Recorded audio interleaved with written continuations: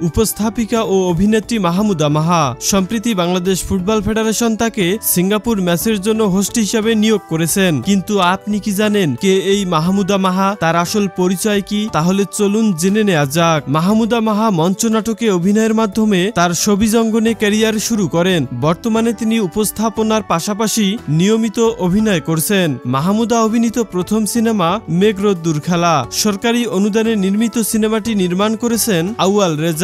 ভিন্ন দাসের এই সিনেমার কেন্দ্রীয় চরিত্রে অভিনয় করেছেন মাহা। বাংলাদেশ ফুটবল ফেডারেশন মাহাকে নিয়োগ করার উদ্দেশ্য হচ্ছে তরুণ প্রজন্মের আগ্রহ বাড়বে এবং ফুটবলের প্রতি জনপ্রিয়তা বৃদ্ধি পাবে। মাহা অভিনীত মুক্তির অপেক্ষায় আছে দ্বিতীয় সিনেমা টুঙ্গিপাড়ার দুঃসাহসী খোকা। সরকারি অনুদানে এ চলচ্চিত্রটি নির্মাণ করেছেন মুশফিকুর রহমান গুলজার। এতে শেখ নুরুল হকের স্ত্রীর চরিত্রে অভিনয় করেছেন মাহা। অভিনেত্রী ও বাংলাদেশ ফুটবল ফেডারেশনের হোস্ট মাহমুদা